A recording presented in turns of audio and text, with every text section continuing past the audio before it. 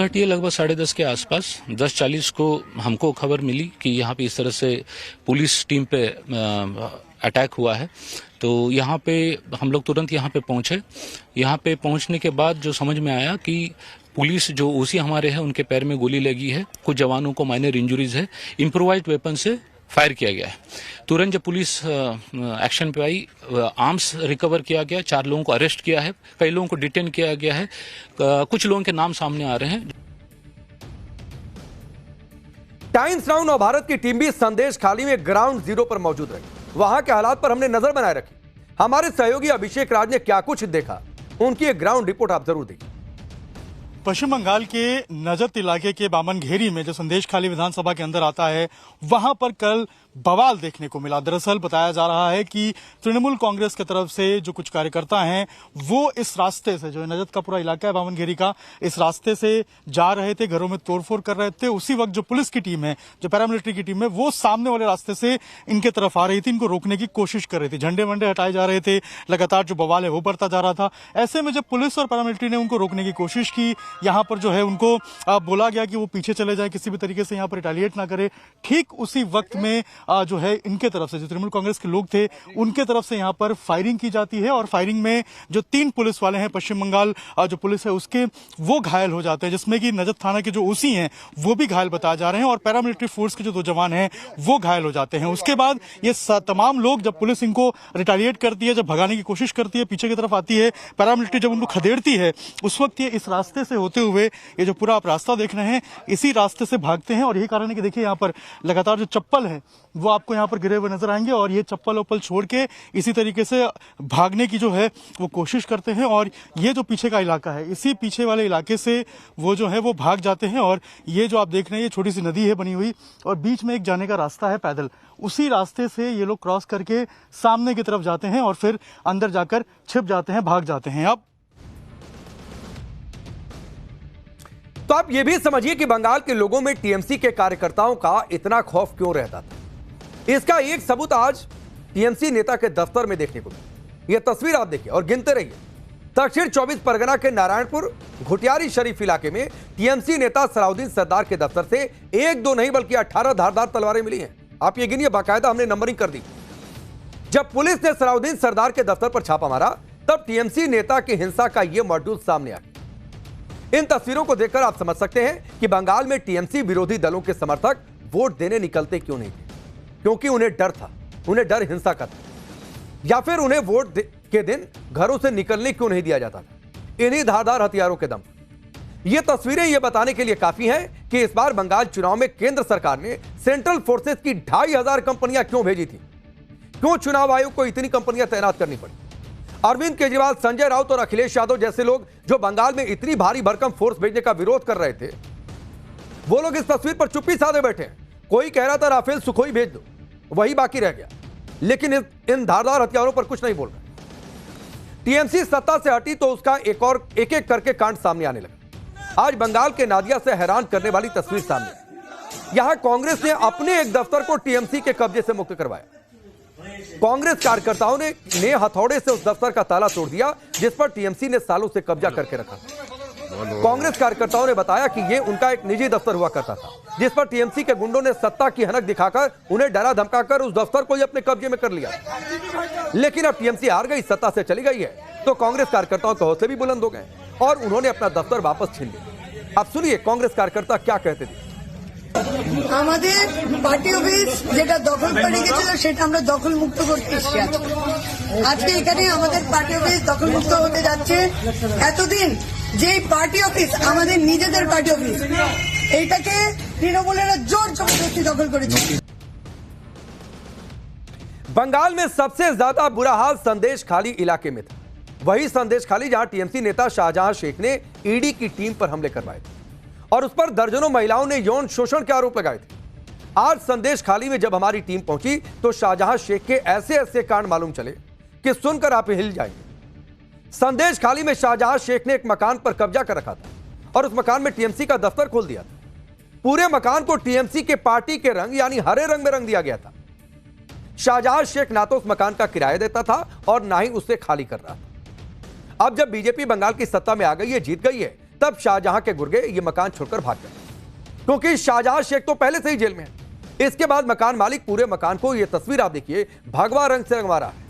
उसका कहना है कि अब यहां बीजेपी के लोग आकर बैठेंगे और मीटिंग करेंगे, क्योंकि यह मकान बीजेपी की वजह से उन्हें वापस मिला है। हमारे सहयोगी अभिषेक की ग्राउंड रिपोर्ट आपको जो कलर है वो नजर आएगा कि यहाँ पर अब भगवे रंग से जो है वो यहाँ पर मकान को, दुकान को, हर चीज को पेंट किया जा रहा है। आप देखिए यहाँ पर भाजपा का झंडा लगा हुआ आपको नजर आएगा। यहाँ पर भगवा रंग से इस पूरे जो इमारत है उसको पेंट किया गया है। बताया जा रहा है कि ये पहले टीएमसी का ऑफिस हुआ करता था, लेकिन अंदर जो है वो कलर ग्रीन हुआ करता था। आप देखिए यहाँ पर जो कलर है वो अंदर आपको ग्रीन नजर आएगा और अब इस पूरे कलर को चेंज किया जा रहा है भगवे रंग से।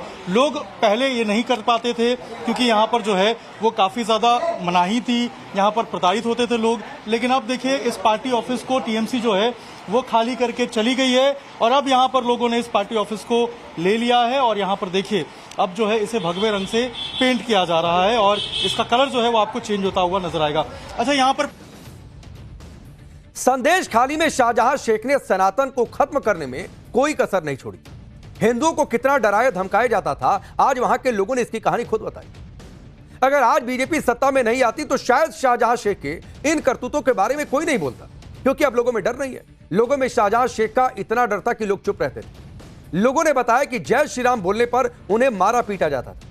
बहुत से लोग तो शाहजहां शेख के डर के मारे घर से बाहर तक नहीं निकलते थे और जो लोग रामनवमी पर पूजा करते थे उन्हें जुर्माना देना पड़ता था। वहीं जिस मकान पर टीएमसी के गुंडों ने कब्जा करके पार्टी दफ्तर खोल रखा था, आप सुनिए वहां के स्थानीय लोगों ने उसके बारे में क्या कुछ बताया। पहले टीएमसी का पार्टी ऑफिस था, वो जब भी भारतीय जनता पार्टी सत्ता में आ गया उसका बाद वो छोड़ के चला गया।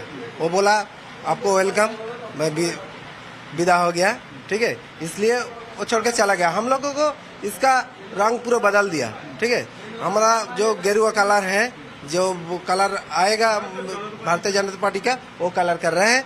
हम लोग यहाँ पे बैठेंगे, हम यहाँ पे सब कुछ करेंगे, कर सब बैठेंगे, बातचीत होंगे, सबके साथ मुलाकात होंगे। ऐसे ही पहले आप लोग ये कलर नहीं कर पाते थे, पहले दिक्कत नहीं कलर कैसे करेंगे। जय श्री राम बोलने के बाद यहाँ पे मारता था, वो सब लोगों को डराया था। घर के अंदर रहते हैं वो, बहुत लोग घर से बाहर नहीं निकलता है।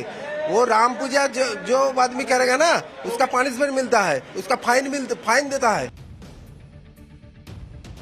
मतलब एक लाइन में आप समझ लीजिए कि शाहजहां शेख संदेश खाली में रावण की तरह था, जो राम भक्तों पर बेहिसाब अत्याचार करता था। इसीलिए लोग कह रहे हैं कि शाहजहां शेख को कभी भी जेल से बाहर नहीं निकलना चाहिए। वहीं कुछ लोगों ने यहां तक कह दिया कि 15 अगस्त के दिन भारत के लोग जैसे आजादी महसूस करते हैं, आजादी मनाते हैं, उसी तरह संदेश खाली के लोग भी आजादी मना रहे हैं, क्योंकि अब उन्हें शाहजहां शेख की गुलामी से आजादी मिल गई। आप सुनिए। नहीं, हम लोग नहीं बोल पाते जय श्री राम, और हम लोग ये गुजारिश करेंगे कि शाहजहां से कभी ना निकल पाए। ये हम लोग सबका संदेश खाली का जो है बसीराट लोकसभा का जिंदा भी आदमी है यही चाहेगा कि शाहजहां से कभी ना निकल पाए। जय श्री राम।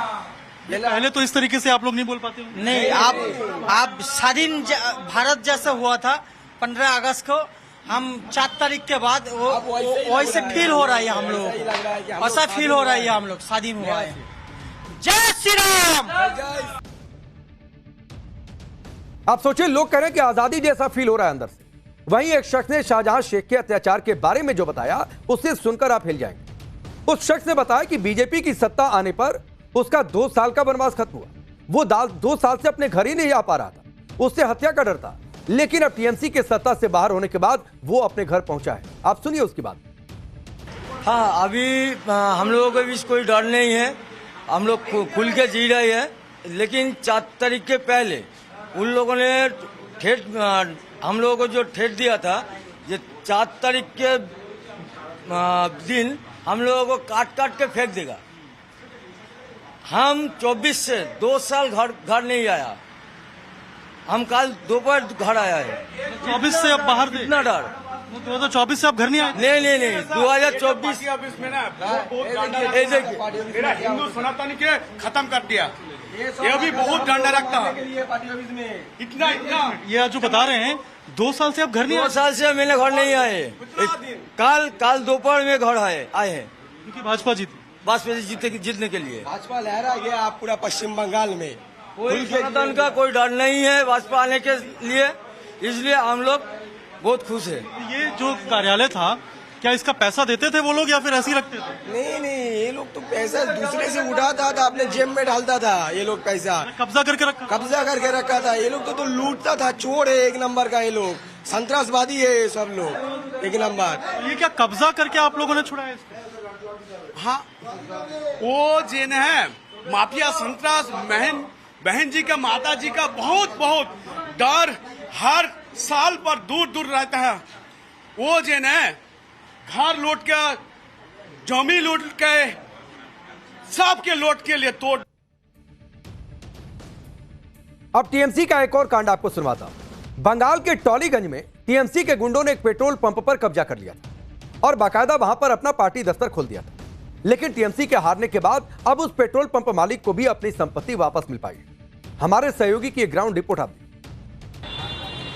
पश्चिम बंगाल में लॉ एंड ऑर्डर की स्थिति चुनाव से ठीक पहले क्या थी, किस तरीके से टीएमसी के कार्यकर्ता लोगों को परेशान करते थे, इसकी बानगी देखिए। इस वक्त मैं टॉलीगंज में हूं और ये हिंदुस्तान पेट्रोलियम का एक पेट्रोल पंप है और इसको ध्यान से देखिए। ये पेट्रोल पंप जो है सेना के एक अधिकारी के नाम पर आवंटित है, लेकिन इस पेट्रोल पंप पर कब्जा था एक पॉलिटिकल पार्टी के कार्यकर्ताओं का, जो यहाँ पर मनमानी करते थे, गुंडई करते थे। और ये पेट्रोल पंप पर इस वक्त मौजूद हूं और क्या कुछ हुआ मतगणना के बाद ये बताने का प्रयास कर रहा हूं कि देखिए ये पेट्रोल पंप है हिंदुस्तान पेट्रोलियम का और यहाँ पर इस तरीके से पेट्रोल पंप पर जो है छोटे छोटे कटरे थे, एक कमरा था और इस पर जो है टीएमसी के जो गुंडे थे, कार्यकर्ता थे, जबरदस्ती कब्जा कर लिए थे। यहाँ पर आकर बैठते थे, मनमानी करते थे और जानबूझकर जो पेट्रोल पंप के मालिक हैं उनको परेशान करने का प्रयास करते थे।